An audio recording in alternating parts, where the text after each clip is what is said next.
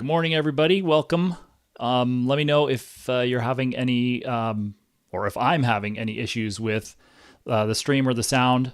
Let me know if you can't hear me or see me. Let me.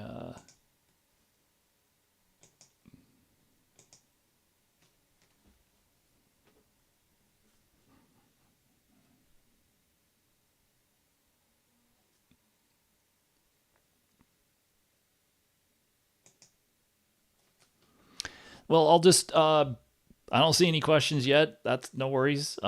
We can certainly just wrap up early if there aren't any questions. But this is. I thought I would start with the picture. This is actually a panorama, but it's the 56th anniversary of the Apollo 11 landing, and this is a kind of an interesting picture or panorama. I keep saying that, but this is.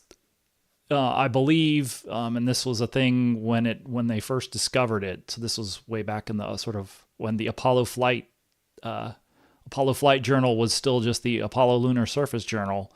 But they found a picture. There were no pictures of Neil Armstrong on the moon that they were aware of when sort of in the initial release of the photographs after the mission.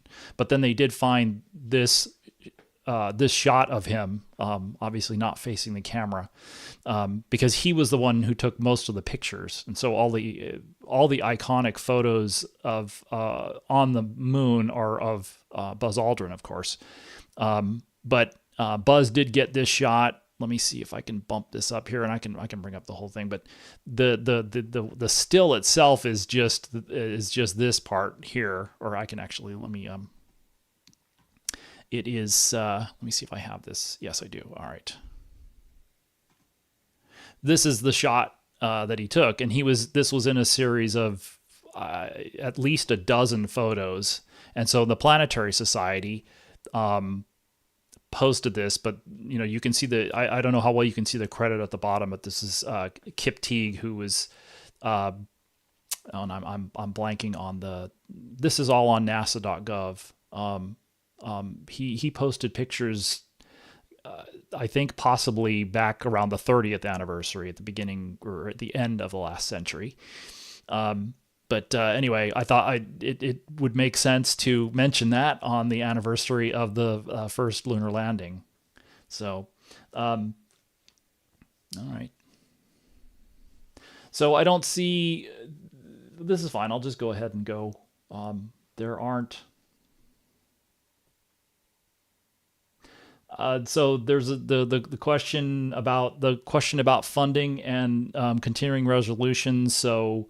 I'll just bring up the sort of the current state of play with the budget process. So right now we're still in fiscal year 2025. That continues through September 30th, and the process for the fiscal year 2026 budget is in progress, but as usual, they're late. It's later than usual because of the change in presidential administrations. So that's typical for not just this one, which is of course sort of the sort of special case, because they're doing things so differently. And so they didn't release their budget, the full budget, until, as it says there, May 30th. But fiscal year 2025 ended up being a full year continuing resolution, and the way that worked, which is the way that it pretty much always works, is there's almost always a stopgap continuing resolution that's passed either right at the deadline, which is October 1st, or within hours of the deadline, because you get into the quote unquote government shutdown. So that'll happen again, and that happened at the beginning of this year, this fiscal year, back October 1st, 2024. But then they could not. Usually sometime around Christmas is when they sort of try and force Congress up against the holiday deadline, pass a budget. They did not this time. That it rolled past New Year's, and they could only come to an agreement to fund more or less a continuing resolution. There wasn't necessarily any. It wasn't a clean continuing resolution, but there weren't a lot of, and certainly not for NASA. There weren't any modifications to the fiscal year 2024 budget. So all of the totals from the fiscal year 2024 budget carried through this year, and the effect of that also means you can't start new programs. And I say you can't. Again, the White House is getting ready to test who has the authority to do what. So right now, the first thing that the impoundment that we're hearing about, and we've been hearing about basically since they won the election, was, and it's, again, as the OMB director Russell Vought said, they consider the funding levels that Congress passes to be a ceiling, not a floor. So if Congress puts $500, I'm just using funny numbers, but if Congress put $500 in the NASA account, OMB is saying, well, I can spend up to $500, but I can spend zero. I'm going to save all of it. That's the one extreme, then anything in between 0 and 500. And so the White House has its priorities. One of them is deficit reduction and spending reduction. And of course, that's arguable, based on all of the other stuff going on. But I mean, that's what they talked about. And so, regardless of priorities, I guess I would say one side wants to save money in one set of areas and the other side wants to save money in a different set of areas. And so that's, and so you can flip this over and over. You can also say one side wants to spend money in one set of areas and the other side wants to spend money in another. And there's not as much of an overlap. That would be considered quote unquote consensus, which we don't have anymore. So, so now there was, again, some supplemental money passed. So $10 billion. And this is kind of where this whole, and again, I'm just using this bank account analogy, because there are rules that are now law. So in that big, beautiful bill, which is now public law, and I'm listing it there, Public Law 119-21, they put $10 billion into NASA's account, but their rules are that it has to be spent in a specific way. So again, the ones that I've focused on, because I'm focusing on Artemis, were Gateway and then the SLS upgrades. They have to spend at least $750 million in each of the next, I think, 3 fiscal years on Gateway, and they have to spend at least $1 billion over the next 4 fiscal years, beginning in 2026, on the SLS vehicles for Artemis 4 and 5. So that's there. That's already in the bank account. Now the Senate and the House are working on the Commerce, Justice, Science, and Related Agencies bills for fiscal year 2026, and we can go into that. But I went into that in the video a little bit. So right now we have the full details of the Senate bill.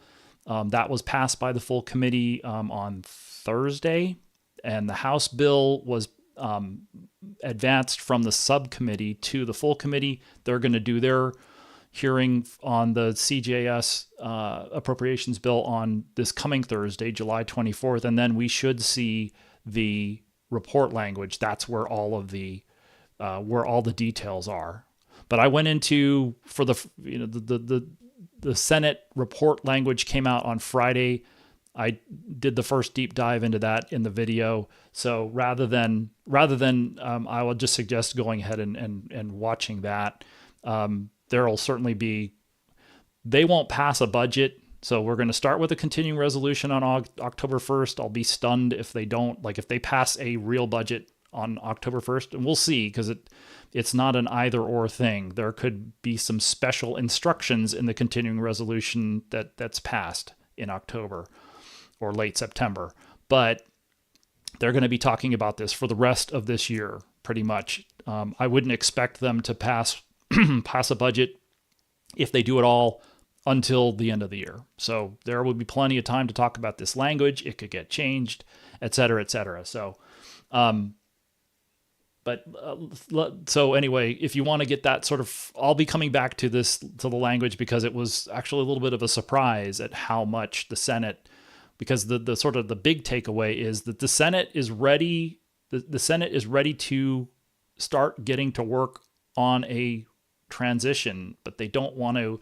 They want to do it differently than the White House wants to do it. And so that's, again, I'll just refer you to the video that I put out this morning. So, landing first. Okay, let's see. Oh, that's interesting. Nobody went. Well, let's see. Okay, so hi Lucas, from the Discord, from the old Discord. Orion stacking. So let me. I can go through this a little bit.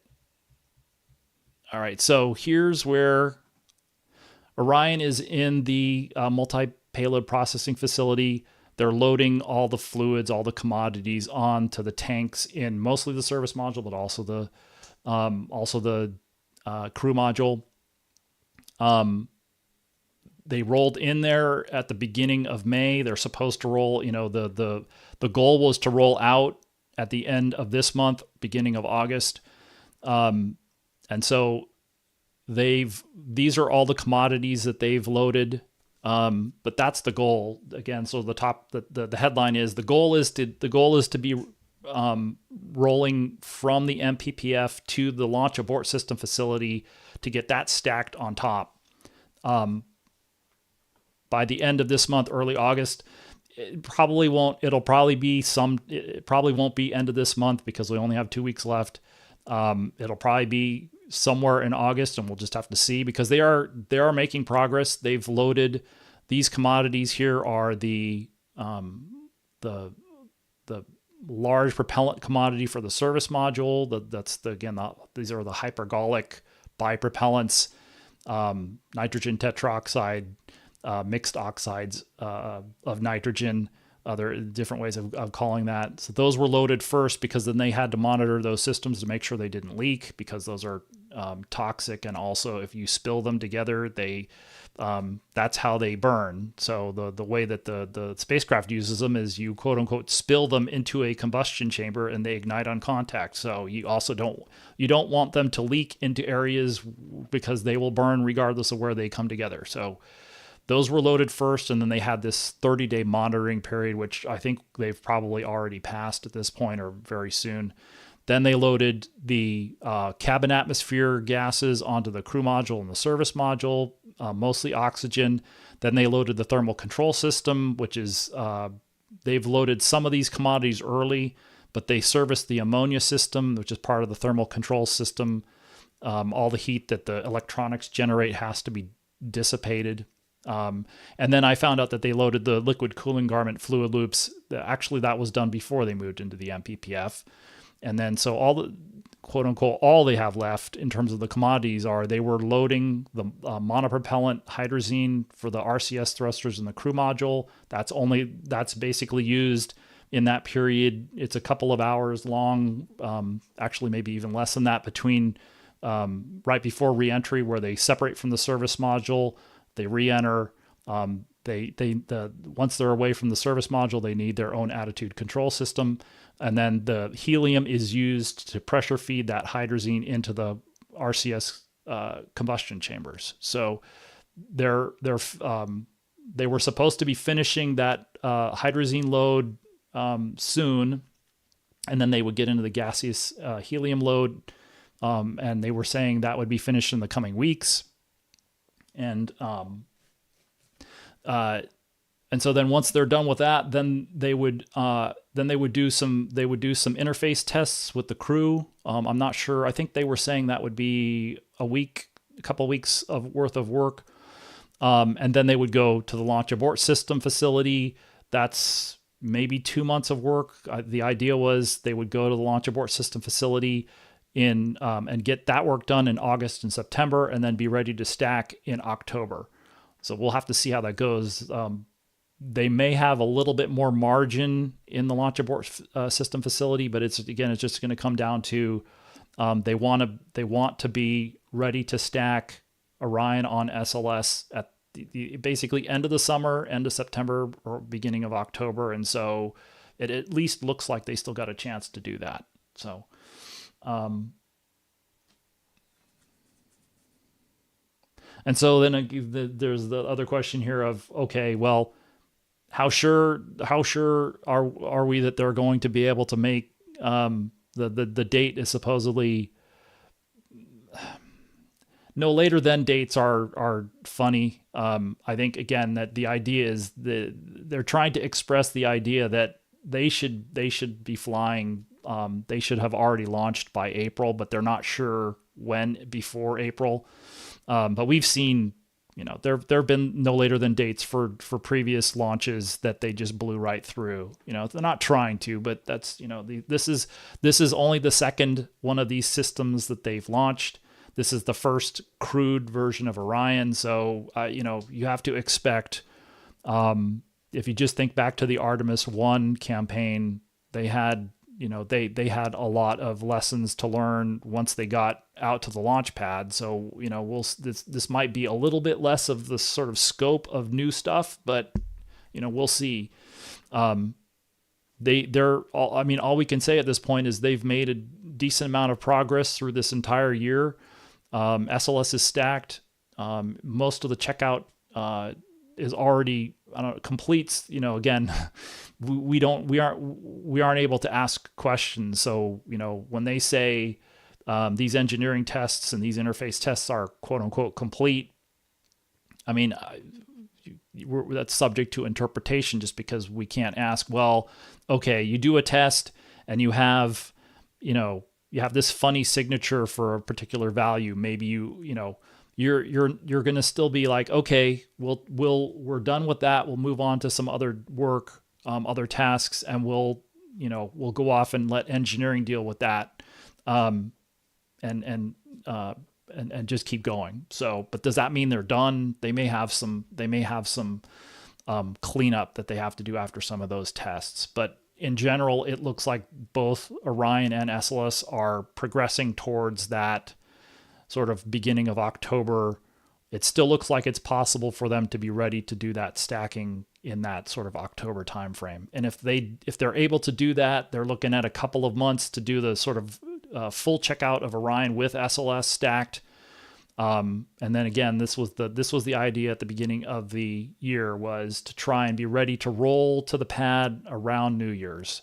If they did that, maybe they would be, it might still be pretty tight to actually launch in January, just because of the lunar launch windows. The way I understand it, the way they line up right now, the launch windows are 2 weeks on, 2 weeks off. And the way that they're lining up on the calendar at the beginning of the year is that the 2 weeks where they have some of launch windows are at the beginnings of the month. So the first couple of weeks of January and the first couple of weeks of February. And it's not perfect. So as farther you get into 2026, those sorts start to shift, because the lunar month is not the same as the calendar month. So, but the possibility that they're going to launch in the first quarter of 2026, that is still, they are still supporting that with the progress that they're making. So we haven't heard of anything that's delayed them past April at this point. So,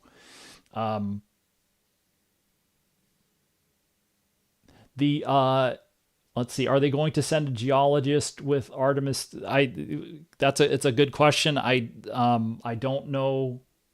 I don't know if who in the astronaut office is a geologist, like Jack Schmidt was. But if you know that story, how he ended up on the Apollo 17 crew when he was on the Apollo 15 backup crew, that was not we'll see. But that's one of those sort of open air questions, which is, Artemis 3 is supposed to, quote unquote, air quotes, supposed to launch mid 2027, which is now basically 2 years from, you could even say less than 2 years away. And so considering how complicated that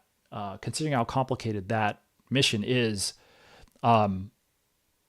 rhetorically, wouldn't you want to name a crew earlier than, on the early side? Because NASA has said, well, we will typically name a crew somewhere between 18 months to 2 years before the mission. Well, Artemis 3, as it currently stands, is a lot more complicated than even Artemis 2.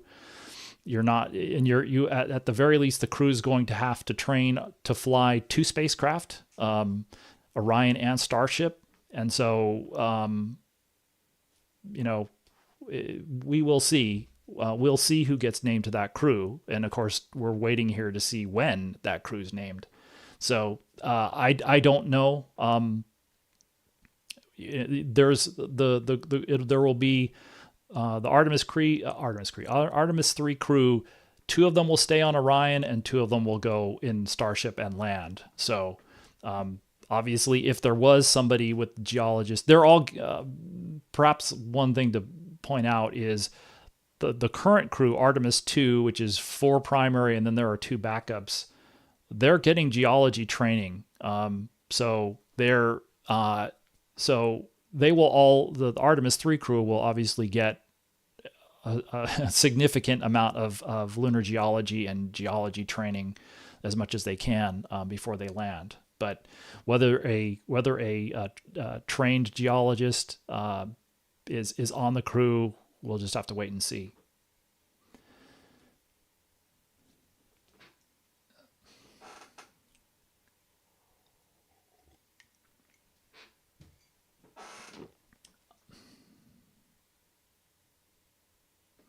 In terms of the John Anderson asks about the European companies that are building items for Gateway and the Orion service module. They are the Gateway modules I'm not sure about that, but the Orion service module or the European service module, which is probably, I don't know, any sort of like 75% of the service module, the crew module adapter, which is built by Lockheed Martin here in the US, is technically part of the service module, but the European service module is, I believe, part of a barter agreement between the US and, between NASA and the European Space Agency. So I don't know that any money changes hands between the US and Europe. Airbus is the primary contractor for the ESM. I imagine they are being compensated for that by ESA and the European in the Europeans. But so what happens if Artemis is canceled, if the White House plan goes through? I don't, and the point about gateways, I'm not sure about how that's contracted. I'm sure that those companies are being compensated. I just don't know by whom. But if so we have these different plans. So if Artemis were to get, if Artemis were to be reset after Artemis 3, yeah, I believe Orion is under contract through at least, I know on the U.S. pieces are on under contract through the 8th, what would be quote unquote Artemis 8. I'm not sure about the European service module, but I would imagine they're probably under contract through at least the 6th vehicle. So, yeah, they would have to set aside some kind of money. I don't know if that's set aside here. They would have to figure out what to do. But if you think about something like the International Space Station, there have been, and it isn't just human space flight either. There have been multiple situations where the U.S. has backed out of joint cooperative agreements. and they've and then they've had to figure out between them how to deal with that. I'm trying to think. I know Airbus had received. I can't remember whether they've received the structure for from Thales Alenia Space. They're the subcontractor for the ESM structure. I don't know whether they've received the structure for the 6th Orion yet, but yeah, I'm obviously, given the amount of uncertainty right now, I'm sure there's some questions about, should we pause? So they'll probably be looking for some certainty here by the end of the year. And obviously, so what we're seeing is the White House has a plan to reset Artemis after Artemis III. Although, again, you run into this issue of, well, they don't spend money based on Artemis missions. They spend money every single year. So the White House chose to cut off SLS and Orion and everything else. So they chose to cut off some stuff basically in October, and then their plan would be to cut off SLS and Orion at the end of 2027. And then you have that termination liability, and you're just closing the programs out in 2028. So there's not enough money in 2028 in the White House plan to fly another mission. And so given the way things are going, if they were to go through with that plan, I don't think we would even see Artemis III fly. I think it would just be Artemis II. There's a sort of irrational thing going on there, because I think, there's a lot of rumors that the White House really wanted to kill everything now, because because of they're a long years and years of cost and schedule overruns, and so they're just and they are not fans of SLS and Orion. And so I think they were encouraged or they were discouraged by Congress from killing it before the lunar landing to some extent. And you see that in their budget requests, like, okay, we'll do it after Artemis III, but I really think they wanted to kill it now. And so again, we'll see what happens with impoundment. Maybe they may still have the opportunity, or they may still try to kill it beginning in October. We will see. So, water or mining.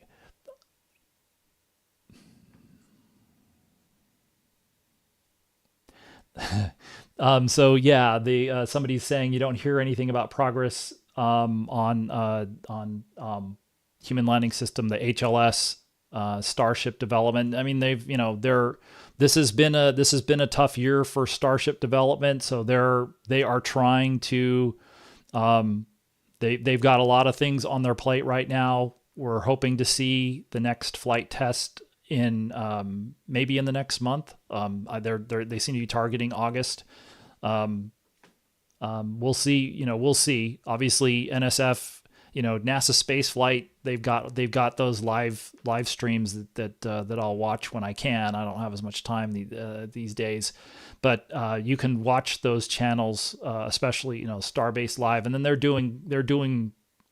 they have a lot of programming about Starship, and so you can follow that day to day, hour to hour on the NSF channel. But they're still working on recovery and rapid reusability. They're still focused on that. And it seems like they want to get a lot farther with that before they pivot to propellant transfer. There's a lot of competing priorities, and they have this, they have the celestial mechanics deadline. If they want to fly something to Mars in the next planetary window, they only have a little bit more than a year. And so they have a lot of work to do if they want to do that, unless they want to pivot and sort of not set aside recovery and reusability, but they would have to juggle their priorities a little bit if they want to, unless they can, I talked, I think in the last Q&A in June about when do they sort of turn the corner or reach critical mass in terms of development, and then the pace of progress accelerates. They haven't reached that yet. We thought maybe they had at the end of last year, but they have issues that they're dealing with this year. If they were able to do that, maybe they could very quickly catch up and make that Mars window, which is sort of early fall, mid-fall. It opens next year. So, and then that would also help with the Artemis stuff, but we just haven't. SpaceX is a private company. They're not obligated to tell us, provide a detailed status of what they're doing. And so we just don't, we're just watching what we can. And we'll just basically, it seems like we get the most updates when they fly. So maybe we'll get an update next month when they fly flight test 10. So, but until then, we don't really know when, we don't know like how many flights are there between this flight and the propellant transfer demo. So we don't know how many flights they need to complete, whether, how many of those are, how many version 3 flights do they have to complete? What are they looking at? What are the objectives that they need what are the objectives they need to complete before they get to that test? So, yeah, there's a lot of questions, and we're probably just going to have to watch, and we might not know until they complete the flight before it, and then they say we're definitely going to start doing that. We're going to launch the target Starship for the ship-to-ship propellant transfer demo is the next launch, and we'll just have to see when that is. So, let me go back. So let's see. And then the other question, the Blue Origin, the same. It's Blue Origin is even more secretive than SpaceX, and so we got a little bit of an update on Mark 1 and some of the Mark 2 technologies. Obviously, the zero boil off. They were talking about doing a Mark 2 update, and we'll just have to wait and see when that is. But we haven't seen it yet. They're going to be the schedule for them is for the Mark 1 landers, and the 2 landers for that is going to be dependent on New Glenn. It sounds like the second launch is not going to be the Mark 1 lander. It's going to be, I think it's called Escapade. It's a set of Mars probes. So we'll have to, and we don't know when that launch is going to be. They're still working through lessons learned from the first launch in January. So, I don't know that, Blue Origin started at least a couple of years behind Starship. And so it does not seem like they seem to be progressing at the same pace, even though it's a completely different technology that they're using.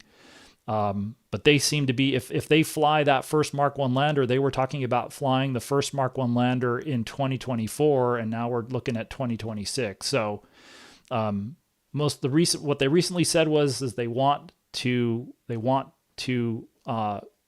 complete the Mark II crewed demonstration by the end of the decade. And so that, if we're talking about competing with China, then that would be right in that same time frame. And so that was one of the things in the Senate bill. Is the Senate bill increased the funding for the HLS program, and they want to see if they can. So that might be part of trying to address helping the 2 providers as much as they can. NASA is a minority investor in both of those, so there's only so much that they can do. But the Senate and perhaps the House, we'll wait and see. But the Senate wants to help. The Senate wants to provide more money. They want to, they are serious about winning this race.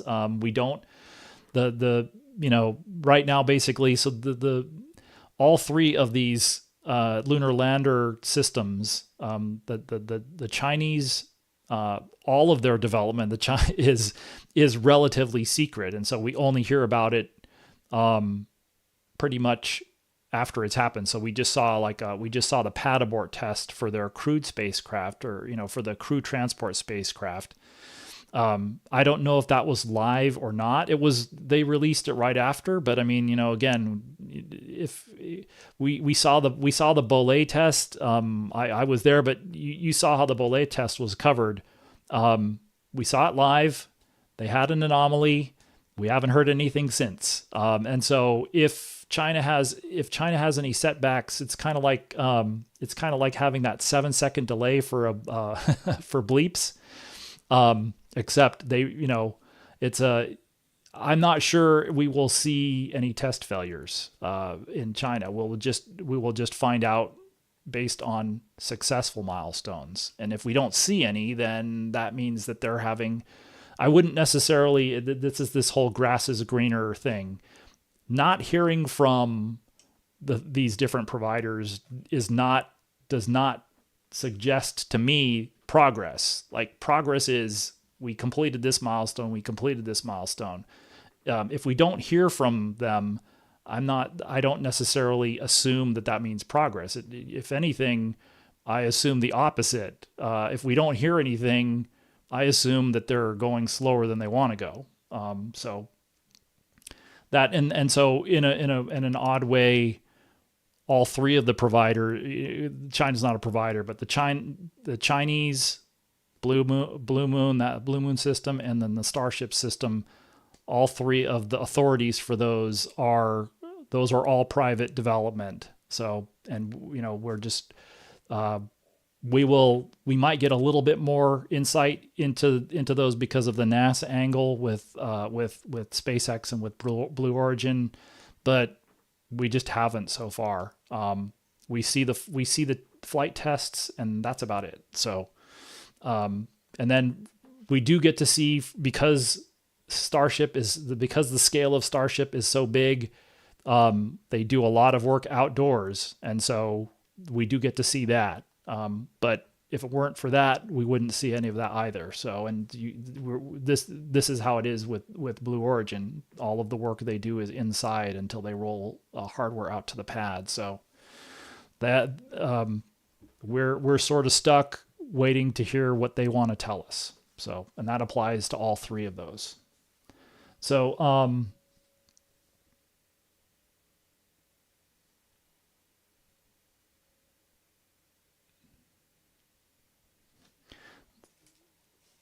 trying to think if there's.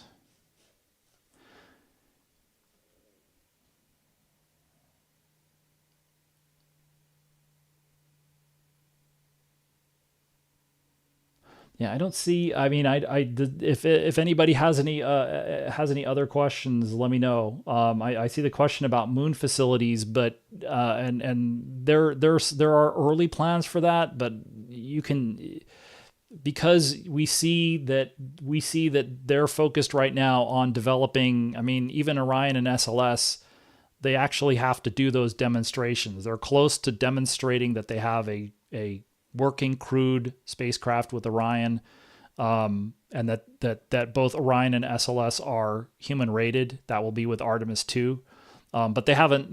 They're still working on that. They're still developing the basic lander. So all the plans for things like rovers, and they have started basic funding, but it's a very low level, and so they're still a long ways away from realizing plans for surface facilities, surface infrastructure, rovers, habitats, all of those. They have plans for those, but they're not building those yet. They're starting to talk about those. No, I shouldn't say that, because they've been studying this stuff. It's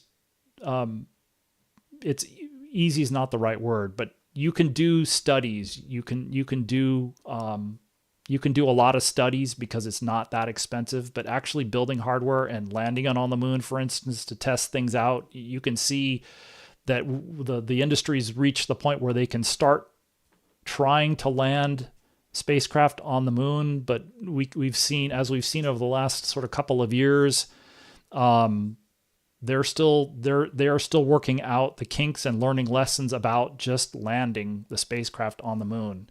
And then if they want to be prepared, if they land successfully, to then make the next step. Okay, we've landed, we're stable, we have a platform to do additional experiments. So they need to have those experiments in place and ready to run those. But if the lander falls over, or if its power source is sun and the arrays are far enough off angle that they can't stay power positive, for instance. So you could land quote unquote successfully and then you're not power positive. That's not going to work out real well either. So they're still a long ways away from, first you have to get there, then you have to land. They're going to bring along as much equipment as they can, but I mean, the first few landings themselves are just going to be very similar to the Apollo landings, where they're going to try and get a representative set of geologic samples and bring them back, but they're not going to necessarily be doing infrastructure foundation right away. That's something that won't happen until the next decade. So whether that's a commercial initiative or a government initiative, like government's having its issues with lunar. Commercial is not ready either, though. So, and I mean, there has to be at least some business case to do that. If it is just government funding, well, that's fine. But we can see that the way things look right now, maybe the U.S. has kind of a mixture of government programs and commercial lunar landing systems, which have the basic building blocks of a crew transportation system, as they're talking about. If we talk about off ramps and we talk about transitions, obviously the Starship system, inherent in that system is a transportation system, and they're obviously talking about crew rating Starship. So you have the building blocks of a crew transportation system there. And then with the Blue Origin system, you have the building blocks of a crew. You don't have the vehicle and the spacecraft yet, but maybe Blue Origin talks. They were partnering with Lockheed at one point. Maybe they try and leverage Orion for that system to begin with. And there are obviously rumors that Blue Origin is looking at their own spacecraft though as well. So,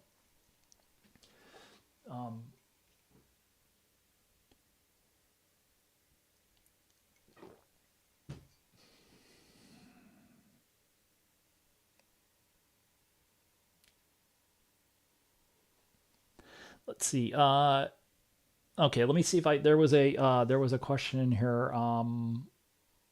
I lost it. There it goes. Oh, okay. So yeah, Brady, you asked about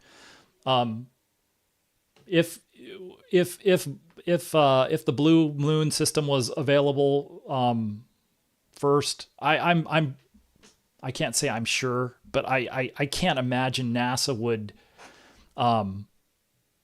I can't imagine NASA would say no if Blue said our system we just did our uncrewed demo. We're ready to, Artemis V's not anywhere near, their crew demo is supposed to be Artemis V, but again, if they're ready, I think they're going to be challenged. They're on a different schedule than SpaceX. They're going to be challenged to meet that. But again, they may both sort of hit that, turn the corner on their development. We just don't know when because we don't hear from them. But yeah, if Blue Origin was ready before, then and I think NASA would if you were to just step back and say, I'm sure they would consider. Again, I say I'm sure. I'm pretty sure they will consider using whichever HLS provider is ready first. But obviously, it's too early. It's not too early to think about the idea, but it's probably too early to really sort of seriously plan for it. I'm sure NASA's kind of probably doing a little bit of both, maybe not like huge plans, but I'm just not sure. We have to see progress from both of them to see, if you want to judge. It's hard to judge who's ahead right now. I guess I would still say though, from what we've seen more from Starship still than we have from Blue Origin. And again, that may just be because they're both doing it in secret. But it's impossible then, since they're both doing it in secret, we can't tell who's in front, who's ahead. So, then the other, let's see, I saw the other, and then there was the other question was, okay, assuming Artemis II flies successfully and they don't have an issue like they had with the heat shield on Artemis I, for instance, would they consider doing an alternate mission for Artemis III? I think, we saw, I think Eric Berger in particular with Ars Technica, he wrote stories, I think both in 2023 and 2024. His sources were telling him that they at least were considering ideas like that. So I do think once Artemis, I don't think they would do any detailed planning for that until after they see what happens with Artemis II, when it flies, and then there will be lessons learned from Artemis II, and it's just a question of how long, are we talking about, a year, are these is it going to take a while to learn, to deal with whatever anomalies are on the flight? I mean, Artemis I was a successful mission, but they did have this very unexpected behavior with the heat shield. I mean, that was the first time they flew it. So again, so if Artemis II were successful and it flew, for instance, either, let's say if it flies in the first half of 2026, it's successful. There are no major issues. So, Exploration Ground Systems could just turn around the mobile launcher. If you remember, after Artemis I, there was a lot of damage to the mobile launcher. If they can turn it around and just get it ready to stack the next vehicle, that obviously will give them give them the opportunity to fly the next SLS and Orion sooner. If there are the fewer in-flight anomalies that Orion and SLS need to deal with, that would allow them to fly the third vehicle sooner. And so it's just a question of what do they, how does it go? How much work do they need to do beyond just turning the system around and getting ready? And then obviously the other thing that I've talked about is it's not just the results of Artemis II, but then also the production of the remaining Orion and SLS hardware for Artemis III. So either one of those could have an impact when Orion and SLS and EGS are ready to launch again. So if the Orion spacecraft and the SLS core stage are done, like we get to this time, middle of 2026, and the core stage is, they're close to being ready to stack, and Orion is getting close. Orion's kind of in this same position where it's ready to go off to the MPPF like the current one is. Then you get into a situation where you have the opportunity, you have the flexibility to say, okay, where is HLS? Where are the lunar landing providers? So, if Starship, if they can do something with Starship by the end of 2027, they talked about this Earth orbit rendezvous. Maybe they can still consider doing that. Obviously, if HLS has caught up and they're ready to like, let's say that the uncrewed demo, they get the uncrewed demo done, they get the propellant transfer demo done before that, they're ready to go like by the old government estimate. So, when the Starship HLS went into the phase C, which is the sort of implementation period for the project from a sort of NASA traditional method. So this is end of 2023. They estimated that Starship would be ready for Artemis III to fly in February of 2028. So that's probably optimistic at this point, but again, progress is not necessarily at a single pace. It can go, you can have periods where things go slower. You can have periods where things go faster. And so again, nobody said that you can take Starship off the table for 2027 yet. So it's just a question of, first things first, fly Artemis II, evaluate do the post-flight evaluation. When did they fly it? How much work do they have to do besides just preparations for the next Orion and SLS? And then, they will probably have an idea coming out of Artemis II. The sooner that they can fly Artemis II, the sooner they can start thinking about that question of, okay, maybe we have a shot to fly again Orion and SLS in mid 2027. What would we do there? What are the options? The one that they want to fly Artemis III. And so, I wouldn't be surprised if Starship looks like it's going to be ready in, like, let's say end of 27, early 28, in that February 2028 timeframe. I'm not sure, because of the production issues with Orion and SLS. If you were hardware rich with Orion and SLS, like SpaceX is with the Starship prototypes, they would just probably go ahead and fly. They would just go ahead and fly. They'd fly in Orion and SLS and be like, well, okay, we'll pick up the lunar landing mission when the lunar lander is ready. So again, think about Apollo back in 1968. So they had the Apollo Saturn, or Saturn Apollo, the 503 vehicle. Let's see, what was the Orion? I can't remember what Orion. The Apollo, the Apollo, the CSM. I can't remember the numbers for that. But they were hardware rich. They had Saturn V's and Orions coming down the road. So like they were able to fly Apollo 9. Let's see, what was that? I mean, end of February, early of March 1969, and they just flown Apollo 8 at the end of December of 68. So they had a lot of hardware ready to fly. So they just kept flying, even if they were going to find missions to fly. Now you have the issue of, one of the other issues you have to deal with is, when you fly Artemis III, that's the last Block 1 vehicle.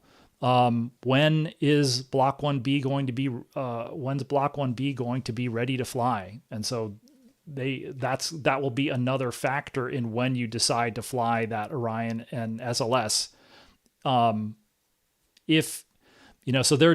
it's an interesting question, because if it looks like the Artemis IV vehicles aren't going to be ready until 29 or later, and you don't know the status of HLS very well, do you want to it may not be it'd be possible to fly that last Block 1 vehicle, but you might want, they're going to think strategically about how to use that vehicle if the lunar lander is not ready. And again, so all of those, if you think about all those factors, it may turn out that they just wait for the lunar lander to be ready, because, another factor, Gateway. So if Gateway, if the power and propulsion element and the halo, those are launched, if those were to launch in earlier in 2027, so that was actually available to fly to maybe in early 2028, I think that's optimistic. It's much more likely that they're gonna end up on the schedule. Then it's gonna probably be, Gateway's probably not going to be on station any earlier than the end of 2028 and probably 2029. So that's not, but if somehow that were an option to fly to and HLS wasn't, then that's another consideration of, okay, we can do more than just fly Orion and SLS. We can go into the Gateway orbit. We can rendezvous and dock. That's an objective of the next one. So that's why I've talked about it in videos before. There are a lot of variables there, and it's an interesting what if of, balancing the different priorities for the Artemis program. And of course, again, it comes back to there's just not a lot of hardware available. Gateway's not available. We don't have a lot of, and I say we, but NASA doesn't have Gateway on station yet. They don't have a lot of Orion and SLS hardware to fly. The landers are still in development. So it's in some ways, that's why in a way you just go, let's just fly Artemis II and deal with that first. And then let's see where we are after Artemis II. And I think that's probably kind of, I think all of us will be anticipating. So if it looks like Artemis II successful, we'll start to be wondering about what are you going to do with Artemis III? But I mean, actually I already am. So, but it becomes a more serious, more detailed conversation, for NASA, after they fly that mission and how it goes. So,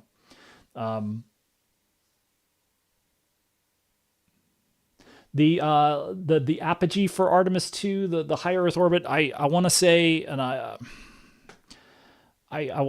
the number that's in my head is, I think it's about 74,000 kilometers, is the apogee for that high Earth orbit. So, I mean, that's a lot, but if and I don't know what the apogee of the moon, for instance, or the lunar distance, it's a lot. It's well short of lunar distance, but of course it's pretty far out there. But I think it's on the order of, let me see if I can find that. But I think it's something like that. Pardon me.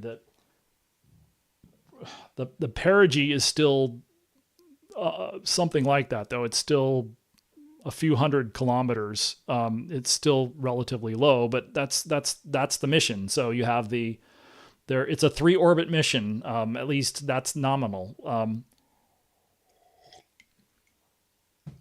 The first orbit I think is around 2,200 kilometers. It's eccentric, but not nearly as eccentric as 74,000, but it's, like 2,200 by 185 after they do the it is, you want to say the circularize, but the perigee raise, because it's not a circular orbit. So the first apogee is about 2,200 kilometers. The second apogee is about 74,000 kilometers, thereabouts. And the period of that orbit is 24 hours. And then the third orbit is out at lunar distance. So, and when it comes back, so it goes out to the moon, that's this whole, lunar flyby, free return. Once it comes back, it re-enters and lands. So as I think we've been saying this, because Artemis II and Exploration Mission 2 have been a thing for a long time, at least a decade. But the Orion will essentially complete the translunar injection burn for Artemis II. ICPS is going to do a lot of it. I don't know what the percentage is. It could be like 75, 80%, maybe even more. But the TLI burn for Orion on Artemis II will also be a deorbit burn. It will set up the perigee such that when Orion comes back, it will re-enter and land. But yeah, the views should be pretty amazing. I think the commander of the crew, Reed Weissman, has posted some shots of them in the trainer, and we've seen some shots. I can't remember. I think he's posted a video, maybe not all the way out at apogee, but something like that, and the Earth looks real small. But we've seen some other things. It should be, again, they've got this optical communications demonstration. Hopefully that works, and we get. I would just be happy with 60 frames a second or 30 frames a second high def video. But I think they were talking about even maybe having the bandwidth to do something like 4K. But yeah, if they have high rate high resolution video, it should be pretty spectacular. So,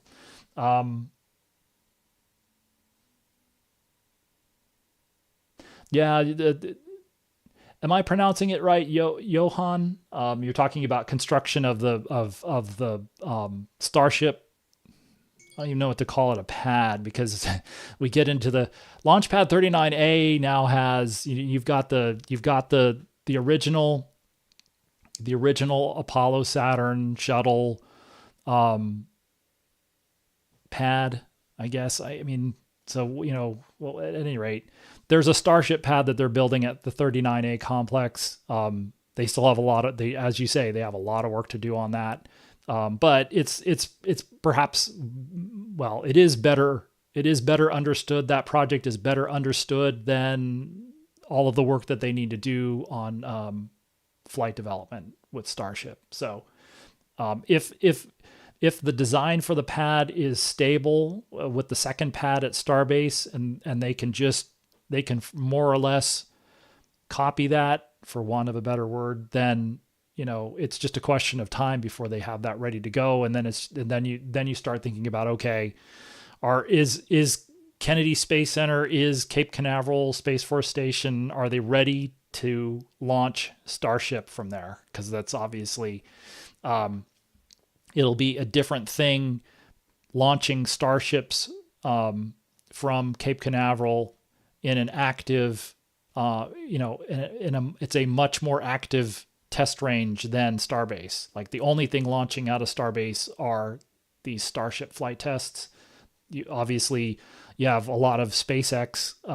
SpaceX is the large amount of traffic out of Cape Canaveral, but there are lots of other providers, including NASA, that launch out of that want to launch out of those pads. So it's a little different, getting that, making sure everybody's ready to do that when they do that. But it's just a question of time before they launch from Kennedy, from 39A. So,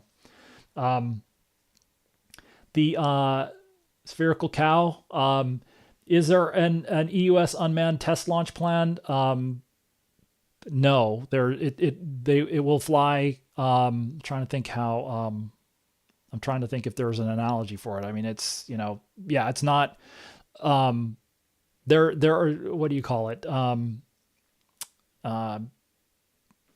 But double standard is not the right word. There are more than two standards, but it's at least, yes, there are different. NASA has a different standard for projects that they own and operate and develop on their own. Let me see. Let me bring this up just to try and illustrate. I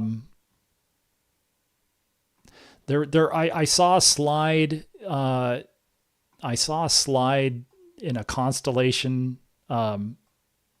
presentation, and I just thought it was interesting because it just, it underscores the, I think it's this one here. Let me see if I can drag that into the existing window. No, I can't.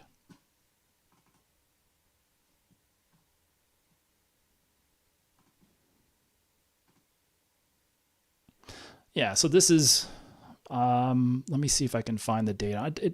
It's probably 2008, 2009, but this is the idea that these are the NASA projects, and so they have a standard for these projects. So you see up here, and let's do this. Whoops.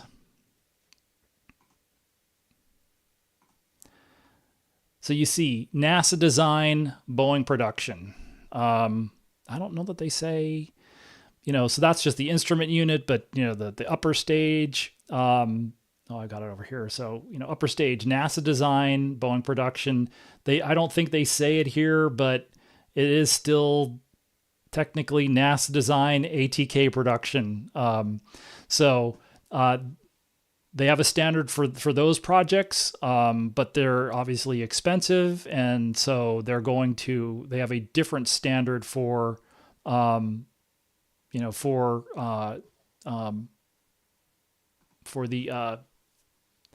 these commercial firm fixed price style contracts where because they don't have the level of insight. It isn't even the level of insight. They don't for these programs. You know, there's you have the blessing and curse of, you have all the bureaucracy is completely intertwined into these programs, these government programs. So they have full and complete control and insight into Orion, SLS,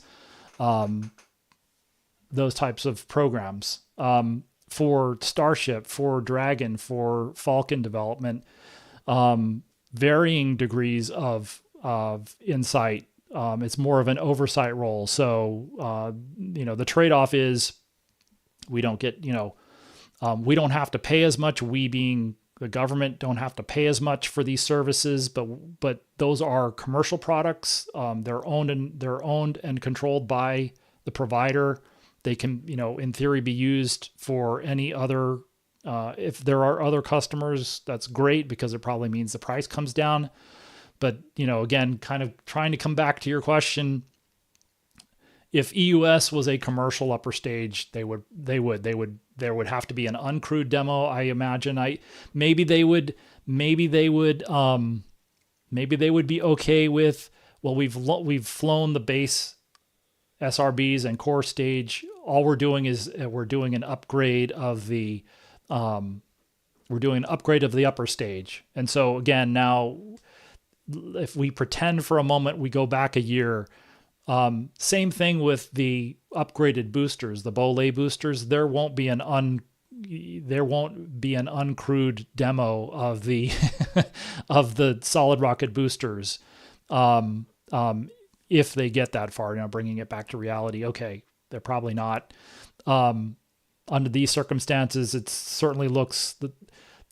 I don't know what the chances are that the Senate bill's accepted or the parts of the Senate bill are accepted. But if they go down that path of a different type of transition, it's still probably likely that SLS, you would transition away from SLS before you got to the Bolay boosters. That wouldn't be until the 9th SLS vehicle.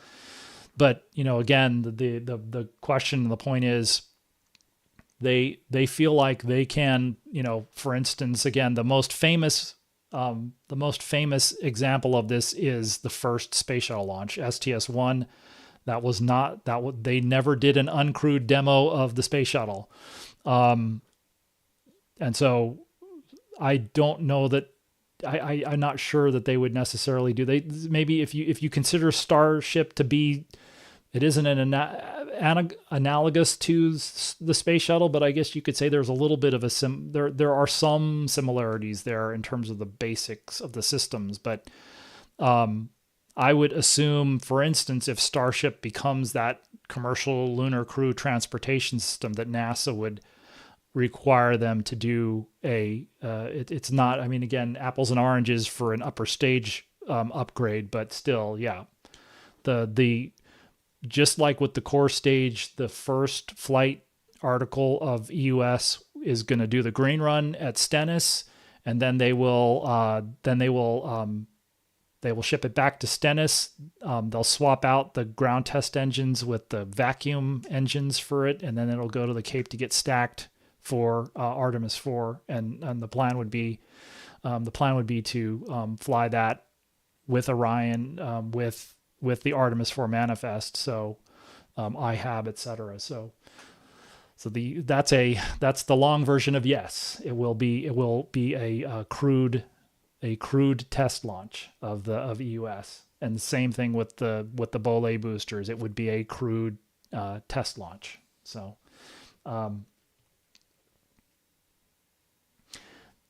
Yeah, I don't know I don't know if it beats. I don't know if Artemis II beats the Apollo 13 distance. Artemis 1 did, but there are obviously no crew.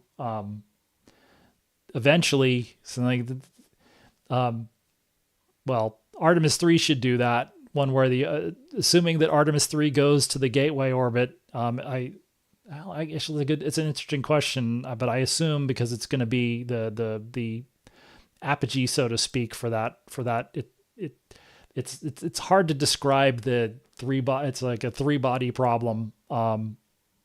because those halo orbits are pretty. It depends on your reference frame and how you look at them as to whether what they are. But they will get a long ways away from the moon, out of the typical equatorial plane, sort of the plane between the Earth and the moon. So I assume they'll do that on Artemis III, but I don't think they'll.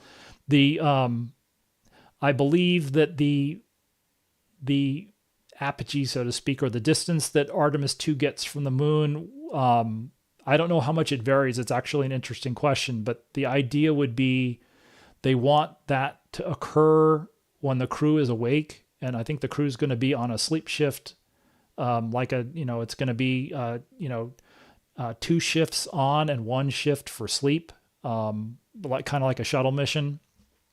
But they want the crew to be awake when they when they go around the moon, and so they may adjust the distance from the moon based on when they launch in the orbital and the celestial mechanics. I don't know how much that varies, but they would want, I think, to adjust that so that the crew is awake during that period. So,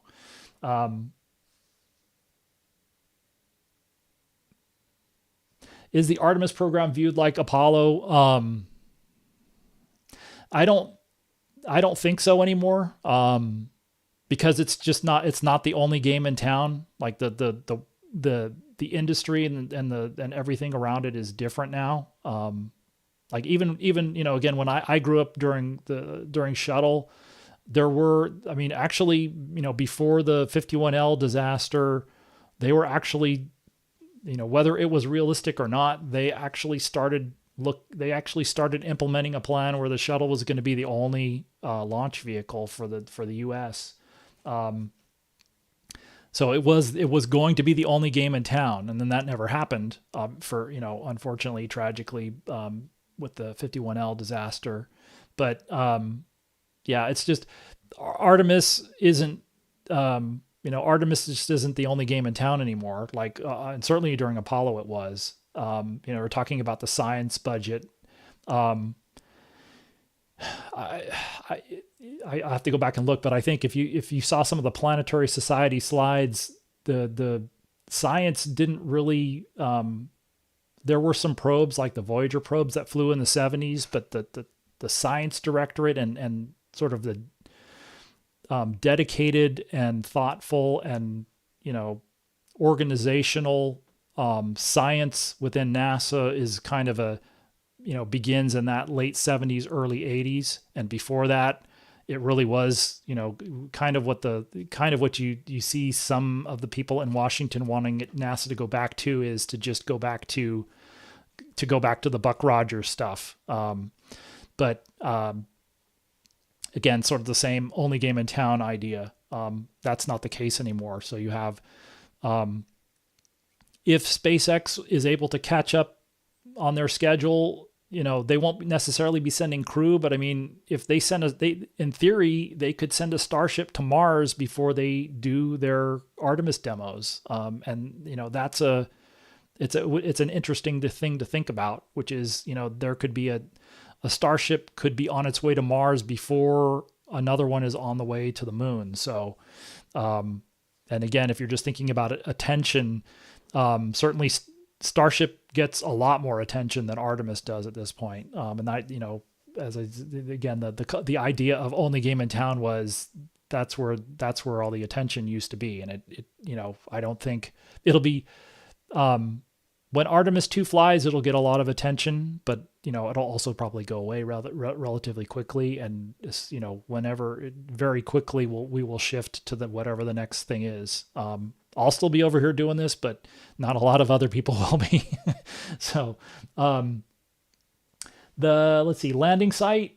I don't think they have, I forget the number, but they have maybe half a dozen, somewhere around there, of areas around the South Pole that I don't think they've selected the landing site yet, specifically picked one, but they have several candidate regions in that area. I don't know if I have. Let me see if I have that that graphic.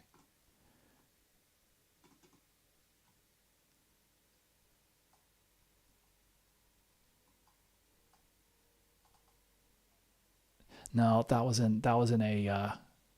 No, unfortunately, I do not have that handy. It's buried in one of these folders, unfortunately. But they have, I think, perhaps even narrowed down the number of candidate regions. But I do not think they've selected a specific region yet. When that happens, there should be a decent amount of publicity about that, and it also may be predicated on how close are we to doing that. So we'll see. I mean, and I don't offhand know. There are the scenes in Tom Hanks's series on HBO, From the Earth to the Moon, where they're talking about the Apollo 15 landing site selection. That probably was a decent ways in front of the mission, but still, maybe they may be able to. I don't know if there's any reason to defer that selection until close to the landing, but maybe they do. Maybe there is a reason to do that. So I don't know how soon before the landing they would finalize the landing site. It'll be in the same area, but I just don't know which of the candidate sites they would pick and when. So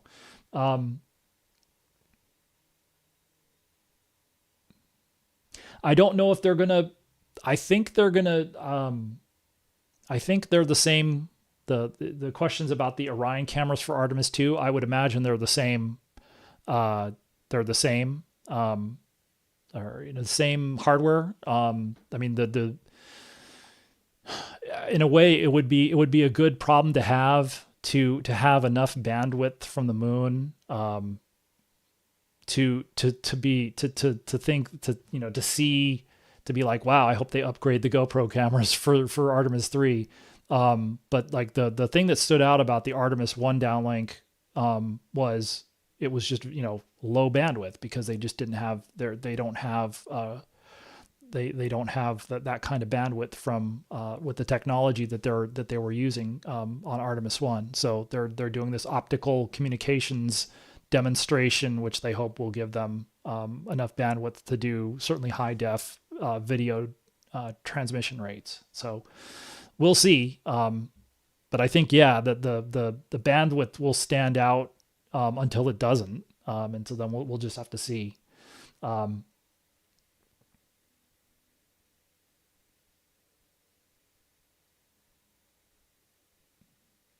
Let's see, testing.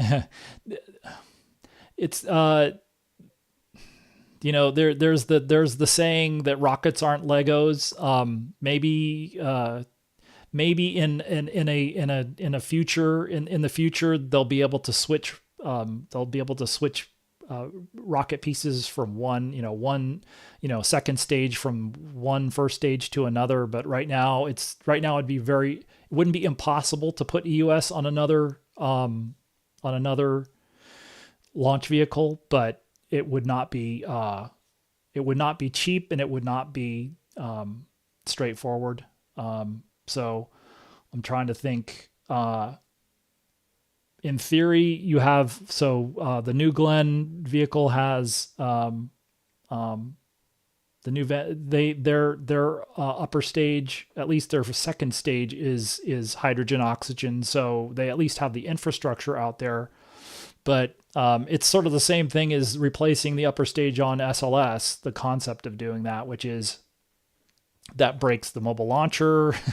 So you see that they didn't build a second mobile launcher completely because of EUS, but it was just that the amount of modifications to the current mobile launcher that's going to fly Artemis 2 and 3 were so expensive and time consuming. It was going to take at least 3 years to modify the current one to go from Block 1 to Block 1B. Again, maybe somebody like SpaceX without the regulations and without the red tape probably could do it faster, but still would not be would not be a simple task to do that. It's possible, but again, expensive and takes a long time. And the industry's just not there yet where you can in a cost-effective way mix and match rocket stages. We're just not there yet. And again, I think, again, I haven't been in aerospace engineering for a long time, but I mean, again, the rocket equation, I see people talk about the rocket equation. It probably is not that forgiving for doing stuff like that, mixing and matching. Certainly not on launching from Earth. So there's that.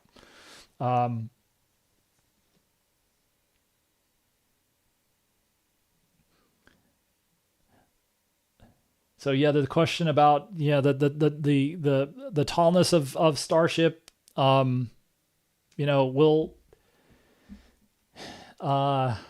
well, I mean that's and that's one of the reasons to do an uncrewed demo is it gives you the opportunity to see about landing. And then I don't, that's actually kind of an interesting question. I don't know if there are any demos for any of the surface systems for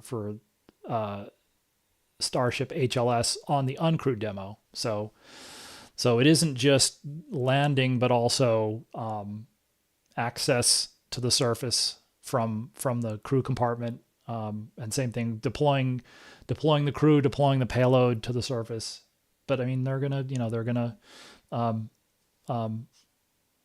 working on it. I'm sure that's the case. So, and we'll see where the uncrewed demo will still be a good point to evaluate where they are, certainly with the landing systems. So,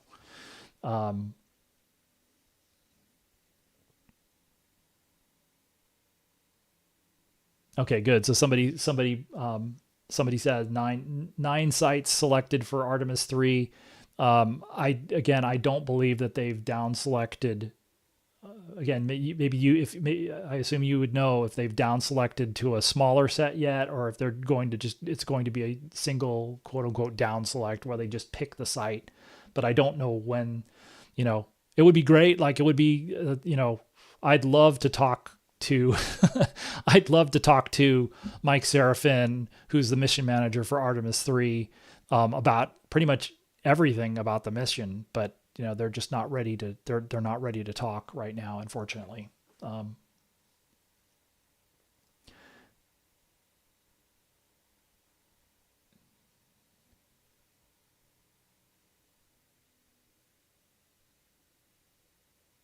See the question, and lunar technology.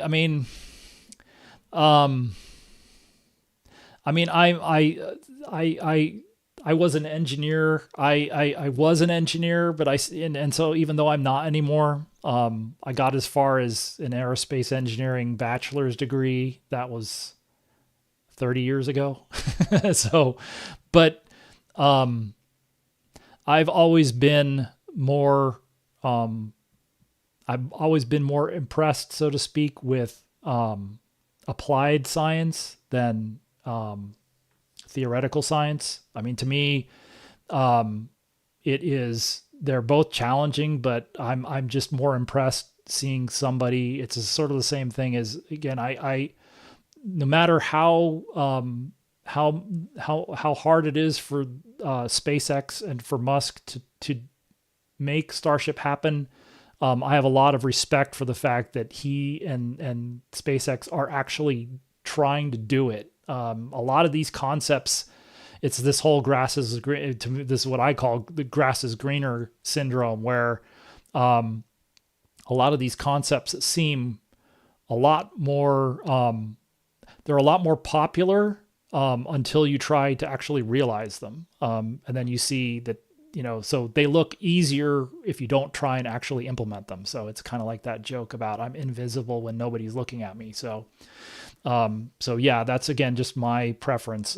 So the thing about the lunar technology is, because we're still worried about landing technology, and we're still worried about crew transportation systems. To me, I guess, I'm just looking forward to seeing the moon live from a crewed spacecraft again, on Artemis II. We've obviously seen a lot of footage from uncrewed orbiters, but it'll be we'll pay more attention with Artemis II, and so it'll be. I would just like to see the moon, and I wasn't born until after Apollo 11, and so and I don't remember any of the I was too young to remember Apollo 17, so. To me, it's sort of like first things first. I want to, I'm interested in seeing somebody land on the moon again and seeing what it looks like with people on the moon again. And so, let's start with that. I mean, there are people who are already looking and worrying about, okay, now we're working on landing technology. Now we need to work on habitations, habitats, transportation on the surface of the moon, and getting around and developing and implementing that, delivering that infrastructure. So it would be nice to be starting to think about that stuff, but I think we're going to be worrying about landing for the rest of this decade. And so, I don't want to, again, it's just my preference, but I don't want to get ahead of the landing, and get ahead of, we still haven't actually sent anybody to the moon in my life. Well, not in my lifetime, but close to my lifetime. So I want to see that first, and then I want to see the landing, and then I want to and then there'll be plenty of time to ask, and hopefully they'll be ready to talk about what their plans and implementation for surface habitats, surface infrastructure. What are they going to do beyond flags and footprints? And that's where they're going to start with flags and footprints again. And so it's a question of, okay, once they demonstrate that, I mean, I think that's a significant feat, is just reestablishing the capability to do that. That will be a big milestone. I mean, that's an understatement. But once you do that, then you want to be able to, it's like, okay, you distinguish yourself by going farther than Apollo, but they haven't even got there yet. So they need to get there first. Let's see.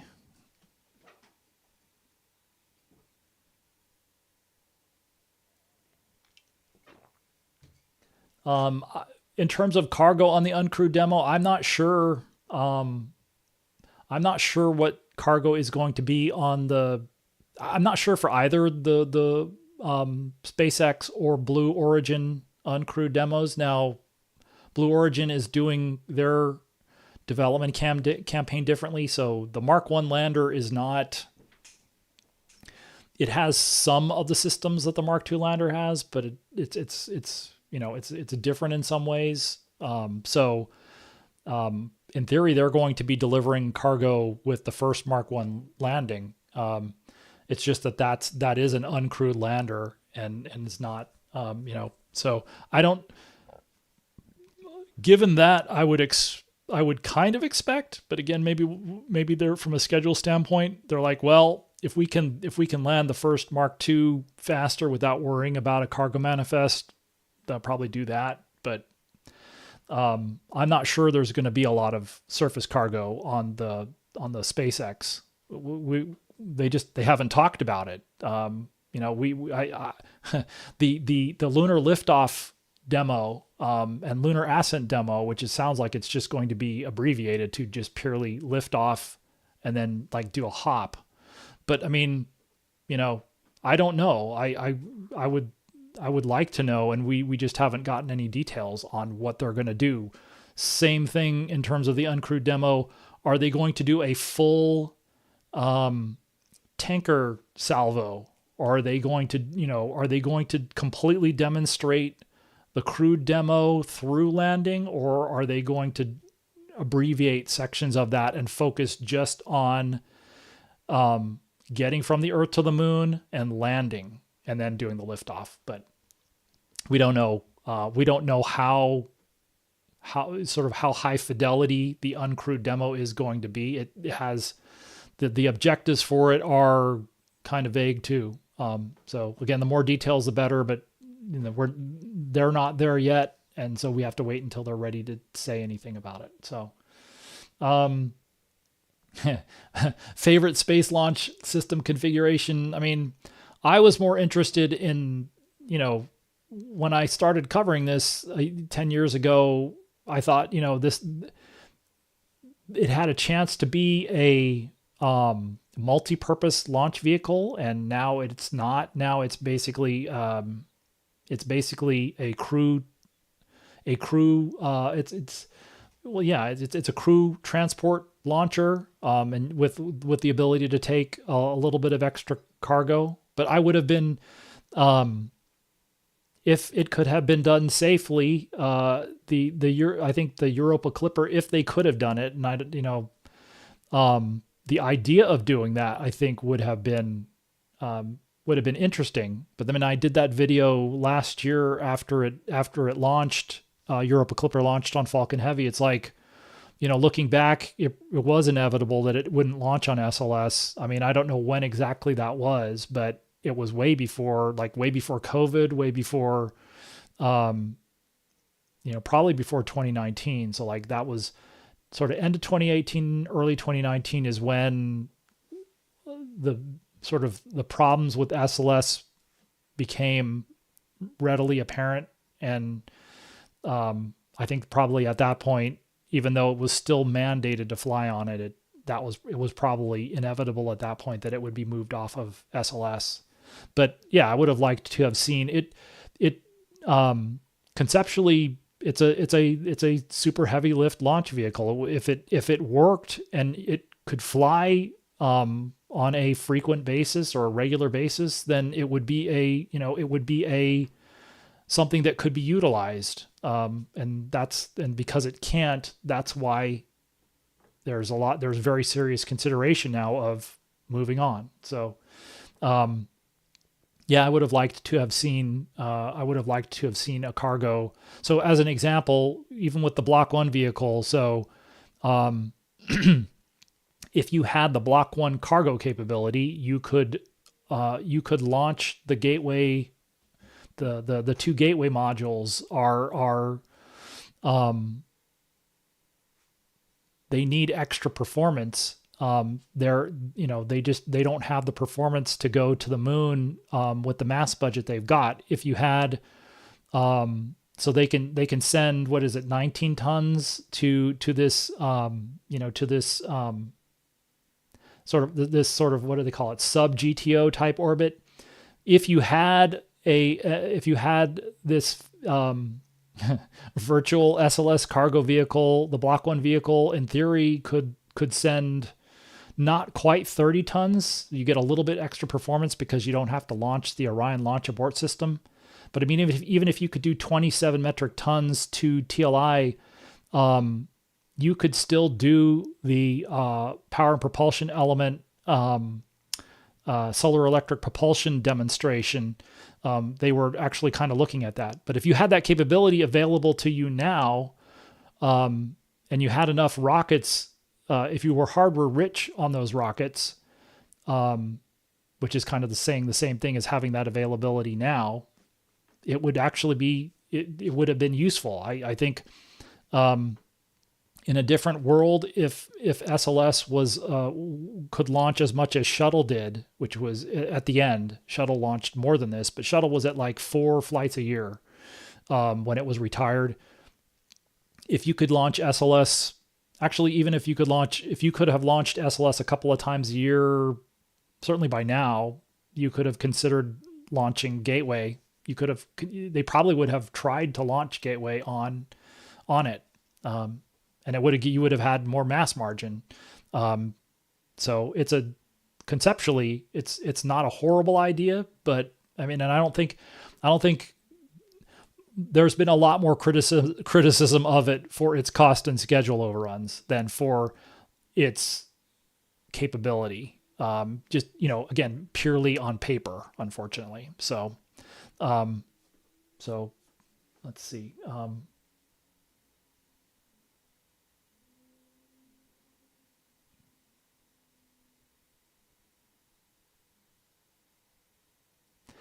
I see the questions from Brian about what would you do if you were an aerospace engineer today? I think because when I graduated in 1992, so that was right as the Cold War, not as it was ending, it had just ended. And so that was, the defense budgets used to actually, every once in a while, used to actually get compressed. Not anymore, but there just weren't any jobs. There was a lot of downsizing going on. So I never did anything directly with my aerospace engineering degree. So you're better off asking somebody. I would ask folks that look for people who are that. I guess that would be my advice: is look for people who are either who either did the type of work you want to do or are doing it, and ask them for their advice on how to get there. Or you could, again, if you have a dream job or dream jobs in mind, you might consider reaching out to the companies that are doing those, that have those jobs, and asking them. I mean, it sounds simple, but it might just be, just ask people, what do I need to do? Ask the companies, what do I need to do to get a job with you guys?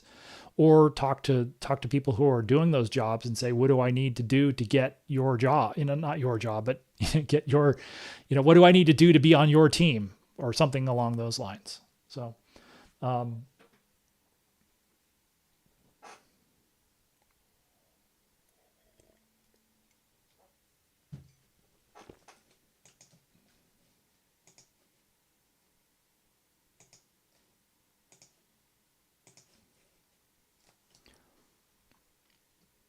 let's see. So yeah. Okay. So somebody was asking, it's the questions have kind of gone all over the place, which is fine with me. These are all really good questions. But somebody's asking a question about when will Orion move to the launch abort system facility, and I just to reiterate, the plan was, or the schedule, the plan they were working to was to try and be done and move to the LASF end of this month, early August. They're getting close to being done with the commodity loading, but I don't think they would, unless they reschedule some of the work they were going to do with the crew in the MPPF, and maybe they do. I don't know. I don't know that there's a requirement to do that. Again, I don't know. But it's the way it looks to me right now. It looks like it'll be more farther into the month of August, at least, which is still, again, so they want to get to the LASF by August, and they want to be ready to stack on SLS by October. And so if I don't know how much margin they have in the schedule in the LASF. They may have some. I know that they had a little bit, not a lot, not months of schedule margin, but they had, days, weeks of margin. And so, even if they were to, get to the LASF a little quote unquote late, they may still be able to hit the October timeframe. And if they can hit October, then that at least leaves the door open, the possibility open of being ready to roll the launch pad by the end of the year. And that leaves open the possibility of launching maybe in, we've heard a couple of, spills, so to speak, of maybe February, and the launch period in February is for the most part the first couple of weeks of February, so early to mid February versus mid to late February. They have opportunities in the early part of February, and then after that they would have to wait till early March, more or less. So they may still have a chance to do that if they, and as we get closer to rollout, hopefully we will get to the point where we can talk to them again about sort of threading the needle. They have time constraints in terms of they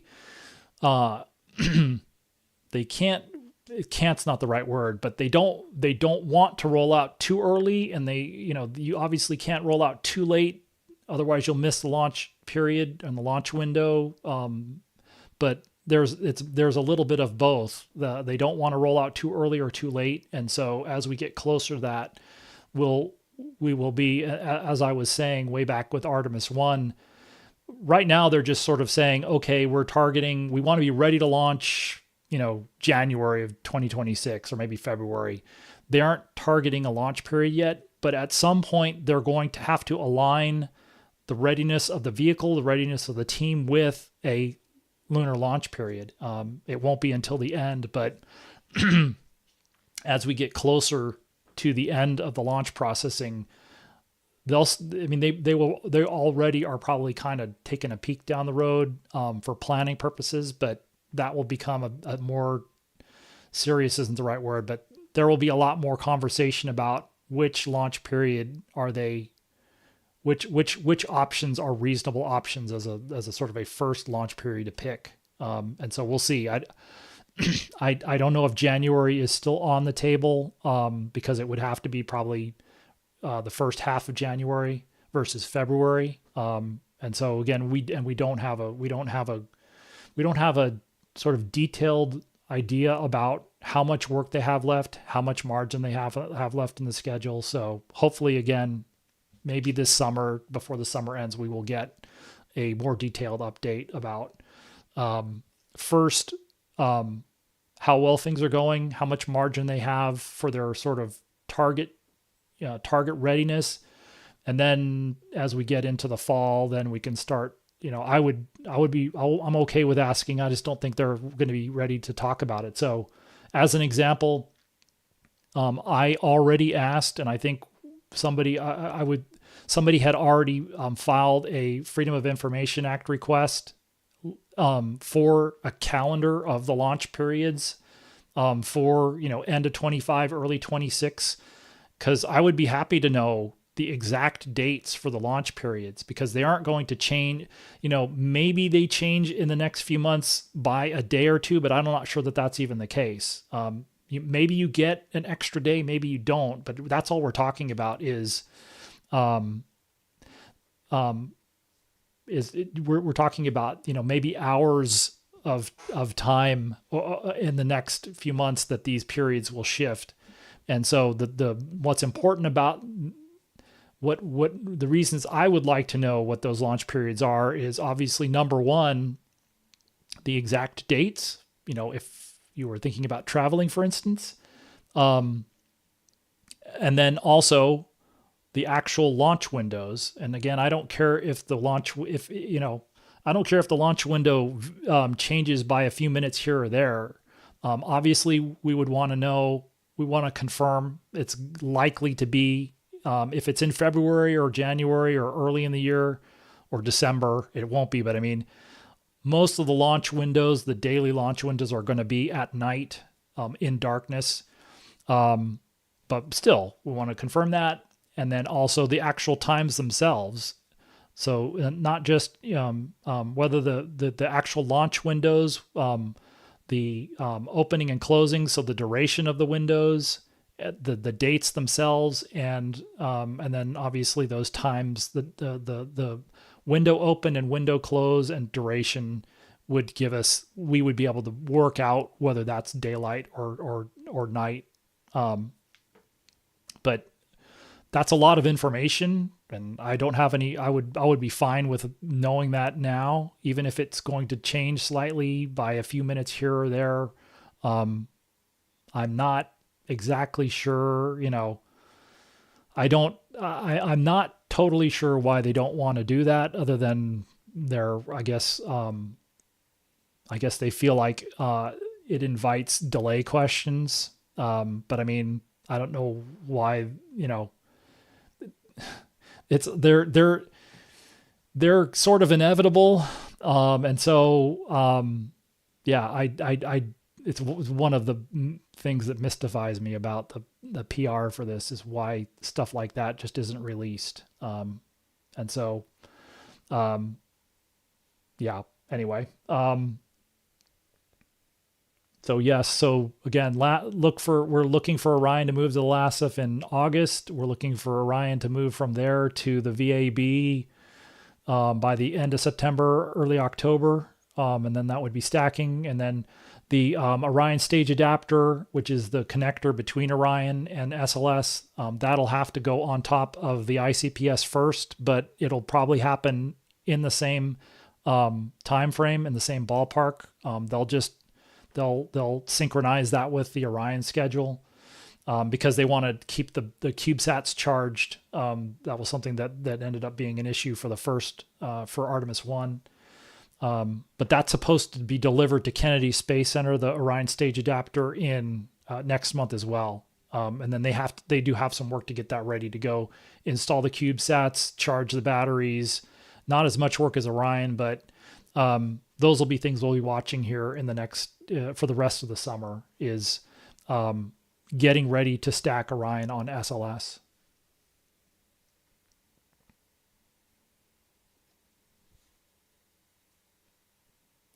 Let's see. Somebody's asking what happens. That's a good question. What happens to the Starship on Artemis III after it returns the crew to Orion? I'm not sure. It's possible that it's to be determined as well, depending on what capability Starship has at that point. I know things like Gateway, they talk about disposing of that, doing a heliocentric disposal from the Gateway orbit.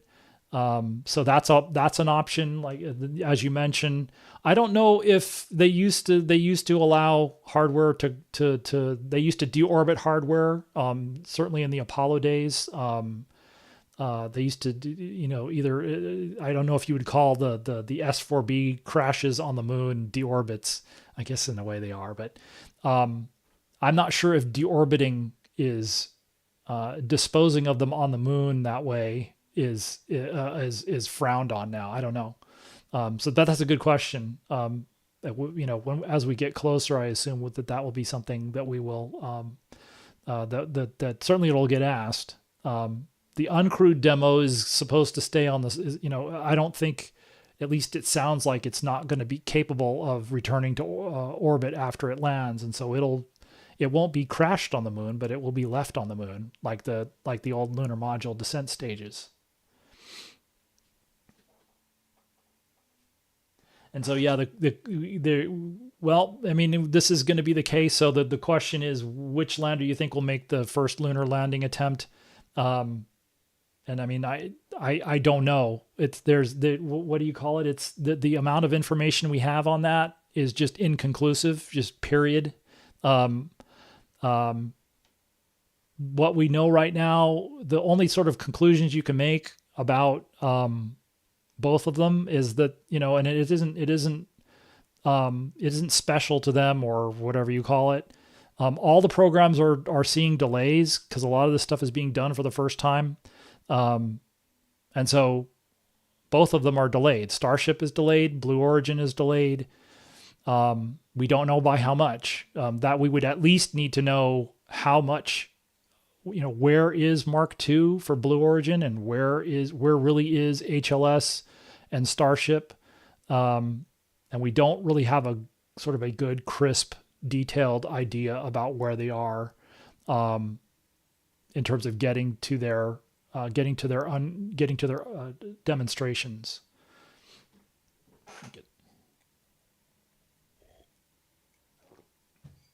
So yeah, the answer is I don't know. I'm not sure. Again, if somebody does know, I'm not sure. I'm sure I'm not the only person that would love to ask them why. Why did they pick one or the other? Assuming that they have sort of a logical reason. I mean, there's obviously in the times we live in, there's a lot of people rooting for one or the other. So there's that.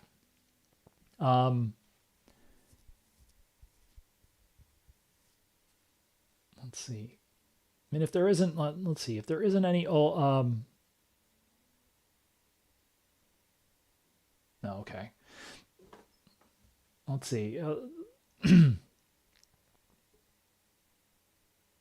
Okay. Well, again, and if there are any sort of, this is probably a good time to start wrapping up. But if there are any other questions, I see one here that I can take while I'm waiting. But just in case, if anybody has any last questions before we go, I think, I'll do these. I'll do these at least once a month. Again, maybe as we get closer to Artemis II, or if it's warranted, I can do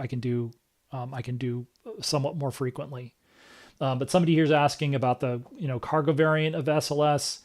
I think they have plans for but I'm not. They have plans for a fairing for an 8.4 meter fairing. They've done kind of like with the cargo variant that was going to launch Europa Clipper for the Block 1 vehicle. They did sort of a full set of wind tunnel tests with that, and I think they've done that with Block 1 and possibly even with Block 2, which would be with the SRB, the booster upgrade.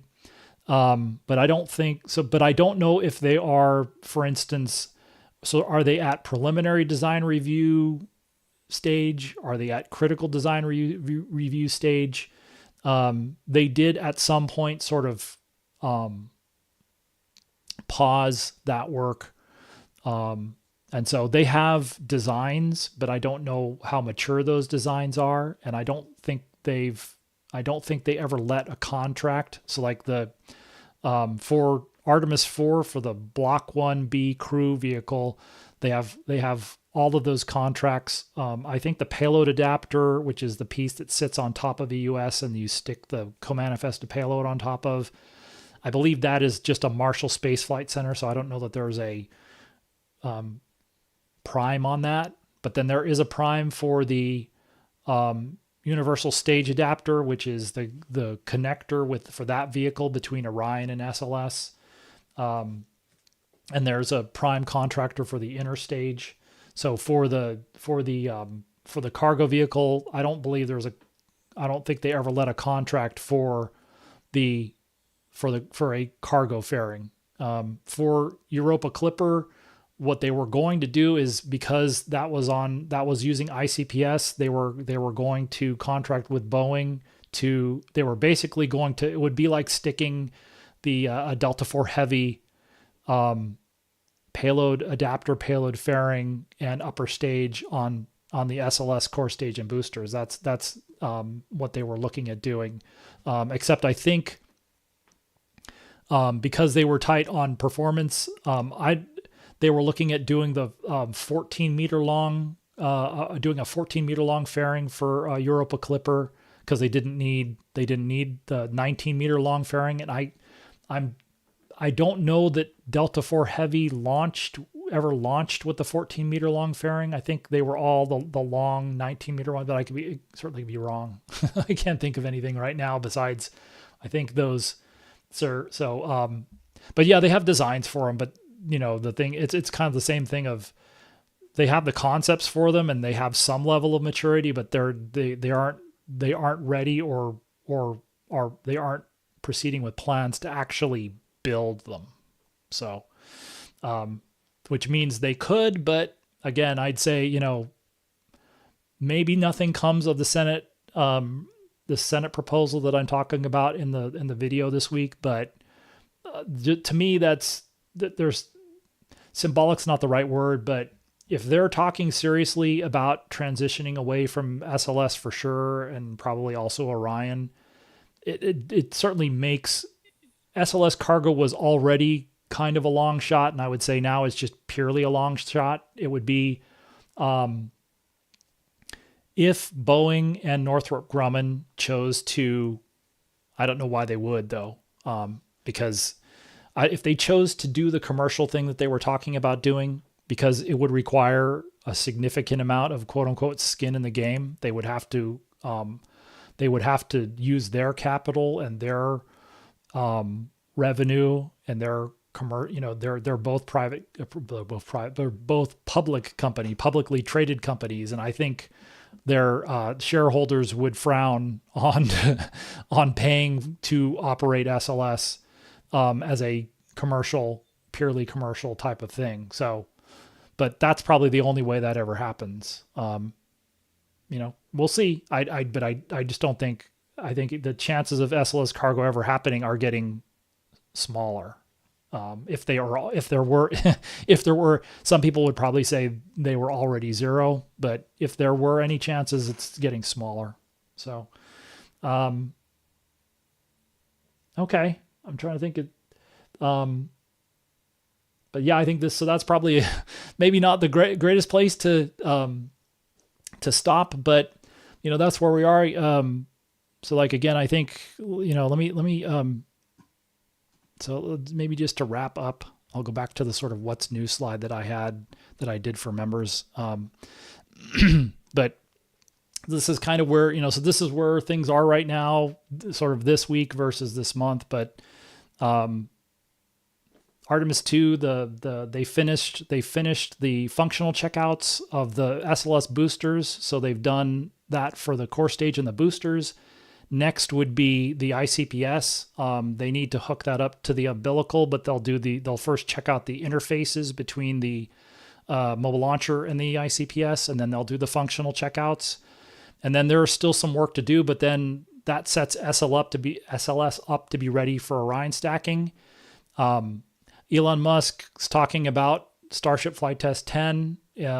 Maybe it won't be the first week in August, but it's at least an indication that there's some confidence that they're going to be ready to fly next month again.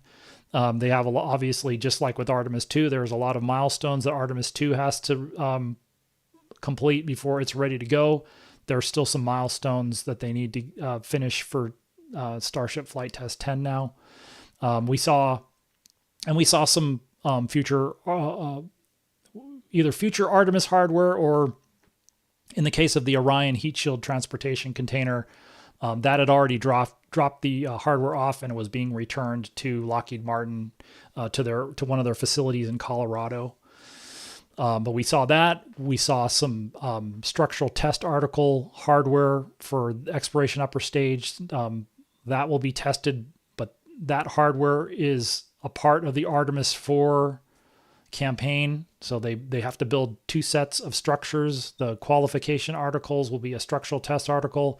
That goes to Marshall. They'll do all of those Coke can type tests on them. It won't just be crushing them, but they'll be doing all of those types of things. Maybe they do a test of failures / margin test on that. I probably, maybe not. But that'll happen. And then once they finish those articles, they'll assemble the structures for the flight article. And then that has to be turned not just into a structural test article, but into a working upper stage. And then we did, at the very end of the week, we saw the picture of the core stage 3 liquid oxygen tank. Let me see if I can pull that up real quick, but it's in the video. I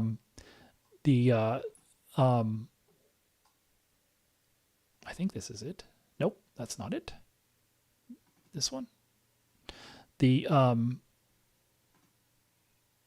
wrong window. Let me see if I can get it to switch over though. Yeah. So we saw the core stage 3 liquid oxygen tank. So they're getting ready they're getting it ready for the forward join. So it'll be stacked with the forward skirt on top and the inner tank on the bottom. And then the liquid hydrogen tank would be brought in, and that would be the top 4/5 of that stage. So for that, we'll be looking to see, can they get that done? Can they get that done by the end of the summer or the end of the year? And then when that's done and they've done all the outfitting, then it goes to the Cape. And then you start wondering about how the engine section's doing but that's the core stage for Artemis III. That's the missing SLS piece for Artemis III. That needs to get done by in the next year and change if they want to support that mid-2027 launch. So that's something that we saw at the very end of the week. So, anyway, thanks to everybody everybody for the questions. And, we'll do another one of these next month for sure. And, we'll just see what happens with the budget and with all of the other things that are going on.